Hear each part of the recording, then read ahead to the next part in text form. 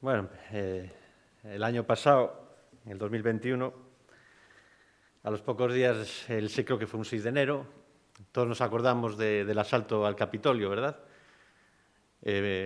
Parecía una película, pero era una realidad. Y desgraciadamente, un año después, enero del 2022, asistimos a un momento de tensión máxima que no ocurría desde hace muchos años, que es el conflicto con Ucrania. Y me viene a la mente que está coincidiendo todo esto con la epístola de Santiago que estamos tocando estas semanas. Hace 2 semanas Abel nos hablaba de la lengua, ¿no?, de darle al pico, y la semana pasada pues veíamos cómo Pedro trataba el tema de muchos creyentes que se centraban más en demostrar su supuesta sabiduría a los demás, ¿verdad? Y también pues hablaban de los conflictos que había en las distintas comunidades cristianas que a lo largo del Imperio Romano, en las que estaban dispersos los judíos. Pues bien, en esta mañana nos tocan los 10 primeros versículos del capítulo 4 y creo que es uno de los textos del Nuevo Testamento y, ¿por qué no?, de toda la Biblia, bueno, del Nuevo Testamento, que mejor toca lo que es la solución a los conflictos en las congregaciones. Es decir, si siguiéramos mínimamente la receta espiritual que se nos dice en estos 10 versículos, muchas rupturas de iglesias no se producirían, se solucionarían graves conflictos, etcétera, etcétera. Y lo vamos a ver en esta mañana. Es un texto de solución. Y después de analizar el texto y tal, lo he dividido en 3 bloques temáticos. El primero sería del versículo 1 al 3, el segundo sería del versículo 4 al 6 y el tercero del 7 al 10. Así que vamos bloque por bloque. Primer bloque, versículo 1. Y empieza con una pregunta. Hemos visto lo que tocaron Abel y Pedro en el capítulo 3, conflicto, seguimos en conflicto, Ucrania, el año pasado Capitolio, etcétera. En muchas iglesias, desgraciadamente, han cerrado el local, otras se han dividido de forma no amistosa, rupturas, conflictos. Es una palabra muy habitual hoy en día, conflictos políticos, conflicto, ¿verdad? Guerras. Estamos al borde de una guerra, ¿verdad? ¿De dónde vienen las guerras y los pleitos entre vosotros? ¿De dónde?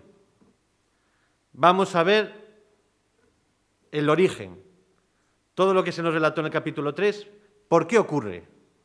Y en estos solamente 3 versículos, el apóstol, Santiago, el hermano de Jesús, va a dar con las 2 raíces del problema. Y la primera contesta a esta pregunta.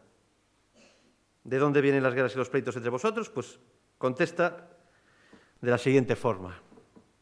¿No es de vuestras pasiones las cuales combaten en vuestros miembros? Esta es la primera raíz. Todos nacemos con el pecado. Es evidente. Desde pequeñitos somos egoístas y orgullosos. Esto es mío. Orgullo, egoísmo. Nacemos con el pecado. Es así. Lo dice la Biblia y lo observamos fácilmente, ¿verdad? Es una evidencia indiscutible.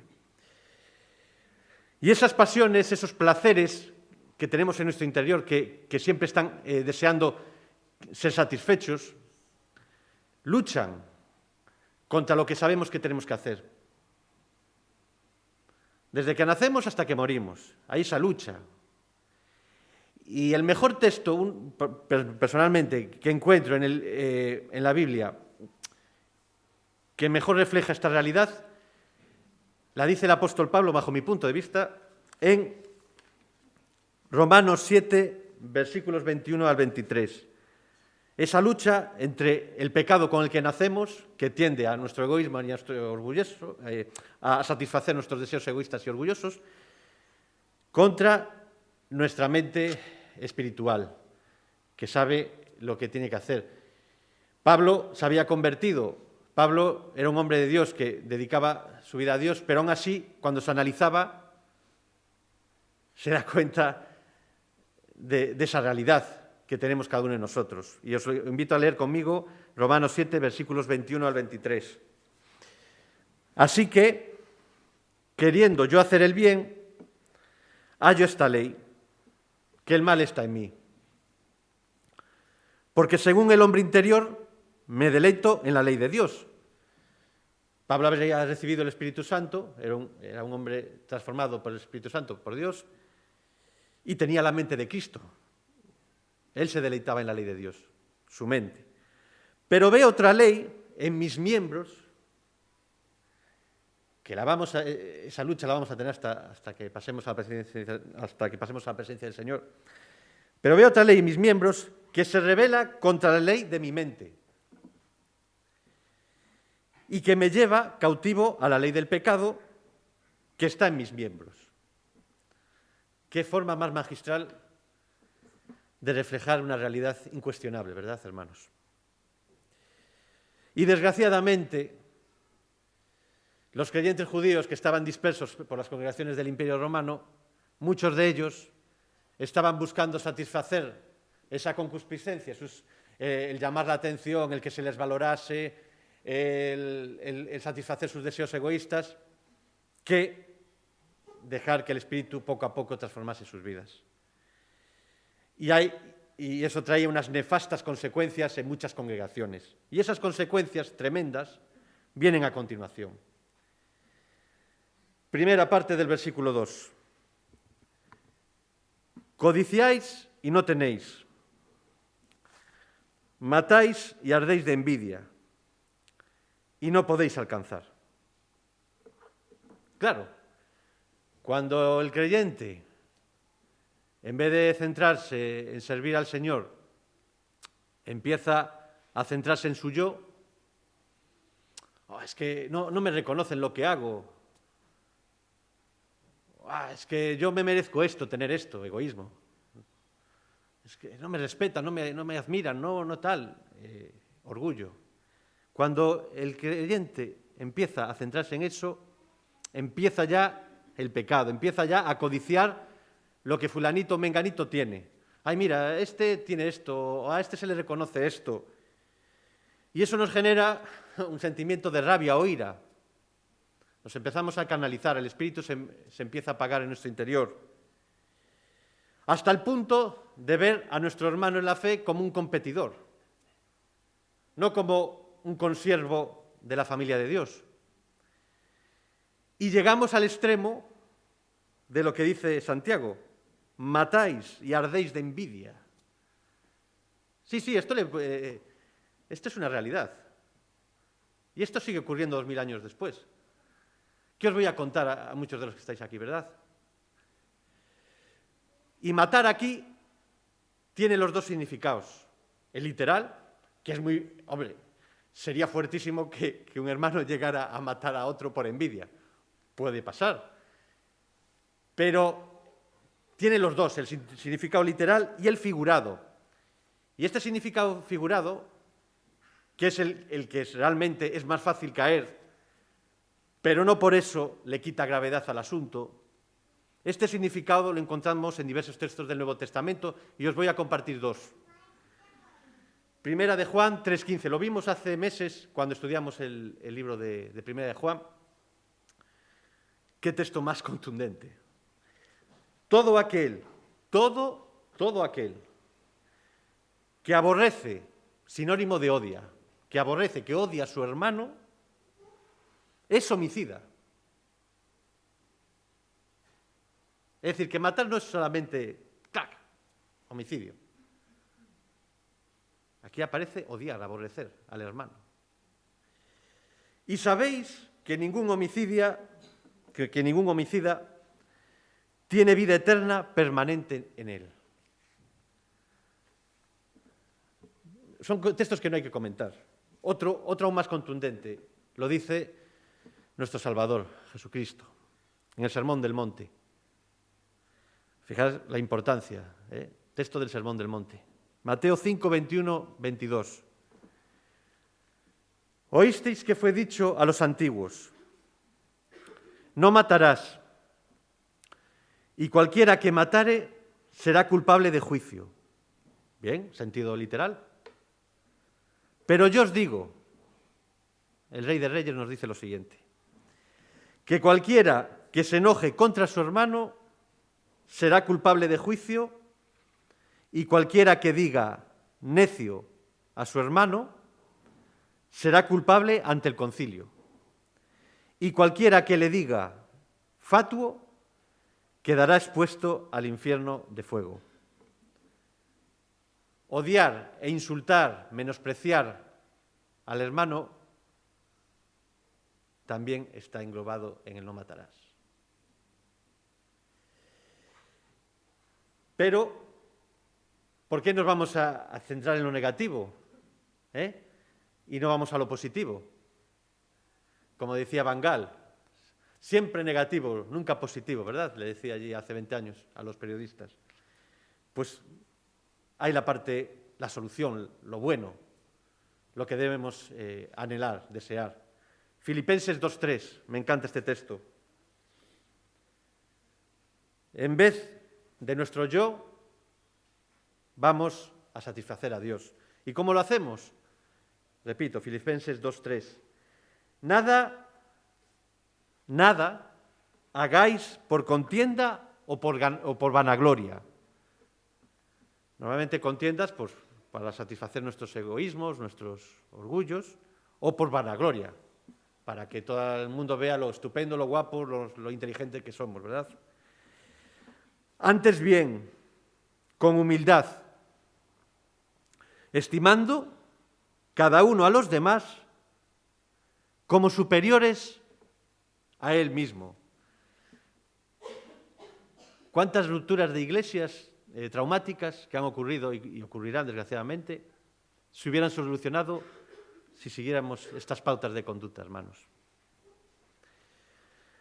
Y ahora hay otro origen a los problemas de aquella época. Hemos visto carnalidad, búsqueda de satisfacer deseos egoístas y orgullos, pero la otra raíz, el otro origen, radica en lo siguiente. Final del versículo 2 y versículo 3. Leamos. Pero no tenéis lo que deseáis, porque no pedís. Pedís y no recibís, porque pedís mal, para gastar en vuestros deleites. En definitiva, muchos ya ni oraban al Señor y otros oraban, pero de forma egocéntrica y buscando su yo egoísta y orgulloso. Dios siempre escucha nuestras oraciones. Lo que pasa es que en ocasiones dice que no y en otras ocasiones dice espera. Pero no olvidemos, cuando oremos, primero hay que orar. Y segundo, si oramos, analicemos la motivación que tenemos y no veamos a Dios como una máquina tragaperras o un genio de la lámpara de Aladino que solo está para concedernos nuestras peticiones muchas veces egocéntricas y orgullosas. En vez de decirle al Señor, Señor, ayúdame a conseguir esto, lo otro, que está bien de vez en cuando, tal, claro, a que me respeten, a que me admiren, a que valoren lo que hago, a tener un buen piso, una buena no sé qué, etcétera, etcétera. Señor, ¿por qué no oramos de la siguiente manera? Señor, ayúdame a saber hacer tu voluntad, ayúdame a amar al prójimo como a ti mismo, etcétera, etcétera. Estos creyentes judíos dispersos o no oraban o lo hacían con malas motivaciones. Segundo origen de la problemática que vimos en el capítulo 3, ¿verdad? Bueno, pues nada, queda claro. Ya sabemos las dos raíces de la problemática. Y ahora entramos en el segundo bloque temático. Y es la intención que tenían muchos de ellos a la hora de vivir. Y era la siguiente, lo vamos a ver claramente: seguir al mundo y a Dios al mismo tiempo. Compaginar los dos servicios, entre comillas. En Primera de Juan, hace ya meses, vimos lo que era seguir al mundo, lo que es el mundo, lo que significa el mundo. Seguir al mundo es tratar de agradar, de seguir a instituciones, a estructuras, a valores, a conductas que os oponen al margen de Dios, que se organizan en nuestra sociedad para hacer todo de forma contraria a lo que Dios quiere. Seguir al mundo, amar al mundo, es amar el sistema de pensamientos, de ideas, de conductas que se oponen, vuelvo a repetir, a la voluntad de Dios. Queda claro, ¿verdad? Y empieza Santiago con un texto fuerte y contundente, porque es que la problemática era gravísima. Y fijaos cómo dice, versículo 4. Oh almas adúlteras, ¿no sabéis que la amistad del mundo es enemistad contra Dios? Cualquiera, pues, que quiera ser amigo del mundo, se constituye enemigo de Dios. O estás con Dios o estás contra Él. Pero no puedes llevar una doble vida. E impacta, como les llama, almas adúlteras. Y realmente tiene mucho significado. Cuando trataban de hacer eso, de complacer al mundo, a lo que se opone a Dios y a Dios, realmente están cometiendo un adulterio espiritual. Y ese adulterio espiritual de tratar de llevar una doble vida es tan grave o más que el adulterio sexual, que la infidelidad conyugal, sexual contra tu cónyuge. Por eso, fijémonos en la gravedad de la situación y de la contundencia con que Santiago afronta este tema, ¿verdad? ¿No sabéis, fijaos cómo también pregunta, ¿no sabéis que la amistad, mirad, lo sabéis, no os engañéis a vosotros mismos, no se puede llevar una doble vida? Tú puedes venir aquí a la iglesia, puedes hacer muchas cosas, puedes incluso hablar de Dios, puedes orar, puedes participar en ministerios. Pero si tú cuando sales de aquí realmente lo que amas es practicar una vida contraria a la voluntad de Dios, no eres honesto en tu trabajo, traicionas a tus amigos, etcétera, etcétera, podemos empezar a seguir. Te estás engañando. Estás cometiendo adulterio espiritual. Y ese adulterio es tan grave como la infidelidad sexual a tu cónyuge, o más incluso. Cuando tu vida realmente, analizando tu vida, con frecuencia vives de espaldas a Dios, con mucha frecuencia. Y eso estaba ocurriendo en muchas congregaciones del Imperio Romano.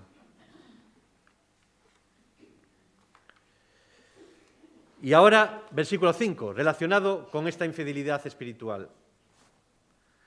¿O pensáis que la Escritura dice en vano, el Espíritu que Él ha hecho morar en nosotros nos anhela celosamente? Claro, por eso le dice en el versículo 4, ¿no sabéis? Ellos conocían el Antiguo Testamento.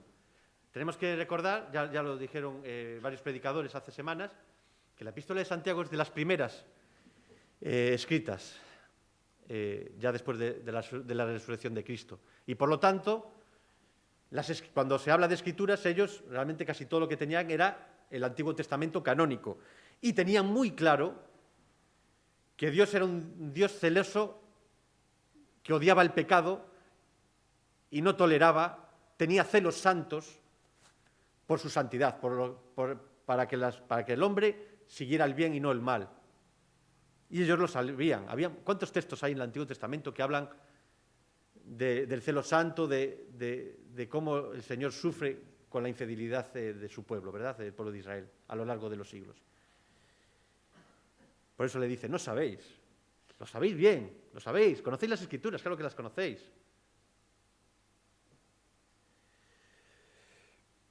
Pero hemos visto la parte negativa, pero siempre hay una solución. El Señor nos pone siempre solución. Como hemos visto en el primer bloque, también lo vemos en el segundo. Pero Él da mayor gracia, continúa Santiago.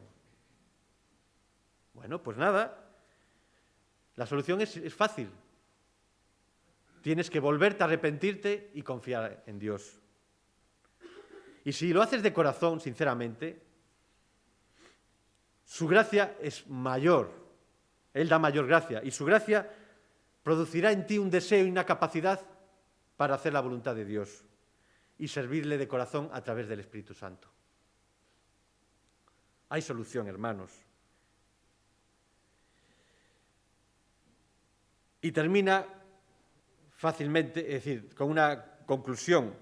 Termina este segundo bloque con una conclusión. Por esto dice Santiago, Dios resiste a los soberbios y da gracia a los humildes. Dos caminos. El soberbio es amigo del mundo, porque el sistema que se opone a Dios le promete satisfacer su yo personal, su orgullo, su egoísmo, y no lo orienta a hacer la voluntad de Dios. No quieren la gracia que Dios ofrece al que realmente se sabe indigno y pecador. Y por otra parte está el camino positivo, el camino del humilde. El humilde es como un vaso que es como un vaso vacío que Dios constantemente llena. El humilde se refiere a todo aquel que practica, a pesar de que le falla a Dios, pero que realmente practica una vida de servicio al Señor. Y que cuando peca, pues se arrepiente, se humilla y se somete a Dios para no volver a caer en ese pecado. Dos caminos. Santiago les dice, no tenéis excusa. Lo sabéis bien del Antiguo Testamento. No se puede hacer un doble juego. O estás con Dios o estás contra Dios. Y terminamos, y ya 5 minutos, 5 o 10 minutos, el tercer bloque. Vamos al tercer bloque.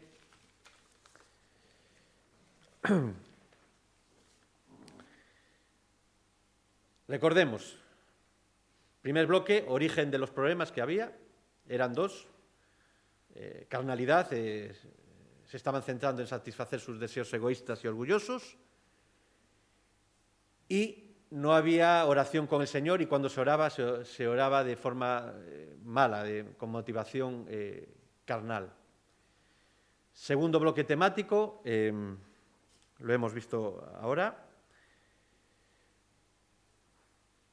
No se puede seguir un doble juego. No se puede compatibilizar el seguir las filosofías y las conductas que se oponen a Dios con el seguir a Dios. O estás con Dios o estás contra Dios. Y tercer bloque, ¿qué camino, qué conductas deben hacer los creyentes para que deje de haber conflictos en las congregaciones y para que vuelva a haber una unidad espiritual? Pues en solamente 4 versículos vemos bastantes imperativos del Señor a través de Santiago de lo que debemos hacer. Imperativos de conducta. Primer imperativo, someteos pues a Dios. Como si dijera, poneros en orden con Dios, poneros bajo Dios, para hacer su voluntad y obedecer su palabra. Someteos, pues, a Dios. Segundo imperativo, resistid al diablo y huirá de vosotros. Acercaos a Dios y Él se acercará a vosotros. La intención del diablo y todos los demonios que le siguieron en su rebelión contra Dios es evitar que el creyente esté centrado en Dios y conseguir que se centre en cuestiones relacionadas con su yo egoísta y orgulloso. La intención del diablo y los demonios es fracturar las congregaciones de forma traumática para que el pueblo de Dios no siga los objetivos que nos marca nuestro Señor, ¿verdad? Otro objetivo de Satanás pues, es simplemente que no se conviertan las personas y que los que están convertidos pues, vivan de forma muy, muy enfriada. Lo sabemos. Resistid al diablo. Si somos conscientes de esto y nos mantenemos firmes en el Señor, como dice aquí, el diablo huirá, el diablo y los demonios huirán de vosotros. Pero no solo debemos limitarnos a resistir las tentaciones y las situaciones comprometidas contra Dios que se nos presenten en la vida, no. También debemos procurar acercarnos a Dios, como dice aquí Santiago, dar un paso hacia Dios. Y si lo hacemos, ¿qué ocurre? Pues que Él se acercará a vosotros, dice la palabra. Nos acordamos de la parábola del hijo pródigo. El hijo pequeño dio un pequeño pasito de acercamiento, de arrepentimiento, y cómo ya el padre gozoso fue a por él, ¿verdad? Con un pasito sincero de corazón, de compromiso, Dios se acerca en perdón, en gracia y en protección para nuestras almas. Y el diablo huirá y Dios se acercará. Tercer imperativo. Pecadores, limpiad las manos. No olvidemos que somos pecadores, somos pecadores. Y vosotros, los de doble ánimo, purificad vuestros corazones. Un bello paralelismo que combina renovación externa e interna. Y lógicamente hay que empezar por la renovación interna. Entonces, realmente podríamos empezar. Y vosotros, los de doble ánimo, purificad vuestros corazones. Tenemos que empezar por dentro, en la interna. El corazón, ¿qué simboliza el corazón? Simboliza nuestros pensamientos y nuestra voluntad. El corazón constituye nuestra fuente interna de nuestras acciones. Y cuando nuestro corazón dejamos que sea purificado por el Espíritu Santo, eso se manifestará de forma externa. Se manifestará en unas manos limpias, como lo simboliza aquí Santiago, en una vida de moral agradable a Dios, a pesar de que, desgraciadamente, le fallamos. Pero se verá un cambio impulsado por el Espíritu Santo. Vuelve a aparecer aquí el doble ánimo. Es la clave del texto de hoy. No se puede seguir un doble juego. No se puede amar a Dios y al sistema que se opone a Él al mismo tiempo. Vamos terminando. Cuarto imperativo. Afligíos y lamentad y llorad. Vuestra risa se convierta en lloro y vuestro gozo en tristeza. No miréis para otro lado, la situación es gravísima. Era grave, lo vimos en el capítulo 3. Hay que soportar esta situación en el Señor, lógicamente. Hay que lamentar, es decir, debemos estar apenados e incluso llorar. Afligíos, lamentad y llorad. Porque es mejor llorar ahora para no tener que llorar después. Y desgraciadamente hoy en día muchas personas pues viven como si no pasara nada, con un aparente gozo. Comamos y bebamos que mañana moriremos. Vamos a vivir para ser felices, que está bien, es bueno ser feliz, pero ese va a ser nuestro objetivo, conseguir cosas para satisfacer nuestro yo egoísta, conseguir cosas para satisfacer nuestro yo orgulloso, pero eso se termina con la muerte. Sí, se termina con la muerte. Y es mejor el lloro, el lamento, la aflicción que nos lleva al arrepentimiento y a un compromiso sincero de servir a Dios incondicionalmente. Y si en esta mañana te estás dando cuenta que no lo has hecho en tu vida, reflexiona. ¿Por qué no das el paso? Quinto imperativo y terminamos, el último ya. Humillaos delante del Señor y Él os exaltará. Vuelvo a insistir, si en esta mañana te estás dando cuenta de que estás intentando vivir un doble juego y que no, que solamente o estás con el mundo o estás con Dios, no te olvides que es en la presencia de Dios solamente, a través de la lectura de la Biblia, a través de la oración sincera, en donde el Señor te va a enseñar a enfrentar, te va a enseñar el camino que tienes que tomar y te va a enseñar a enfrentar las distintas situaciones que te aparezcan en tu vida. Te va a enseñar que te tienes que humillar, porque en ti mismo eres insignificante.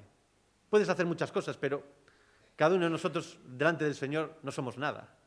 Sin embargo, si nos humillamos, nos damos cuenta de la realidad de nuestras vidas y dejamos que Él tome el control de la misma, hay una consecuencia, y Él os exaltará. Pero no nos exaltará por lo guapos, por los inteligentes, por los trabajadores que seamos, etcétera, etcétera. No. Nos exaltará por habernos humillado, arrepentido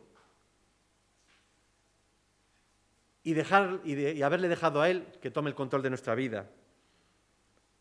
Y entonces nos exalta con su gracia. Nos hace partícipes de estar en su familia espiritual. Nos hace partícipes de ser siervos de Él por toda la eternidad, porque no somos creados para satisfacer nuestros deseos egoístas y orgullosos que se acaban con la muerte, no. El fin de la creación del hombre es que el hombre decida libremente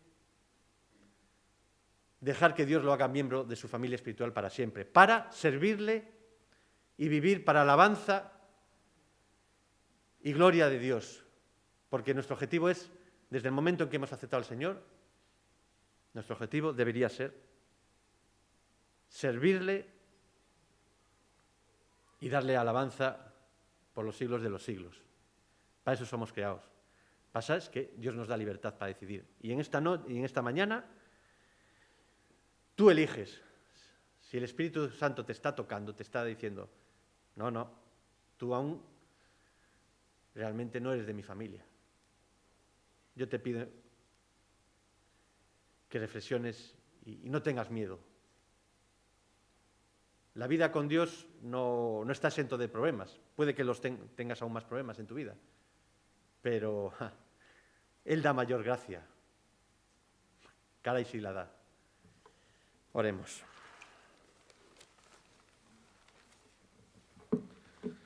Sí, Padre,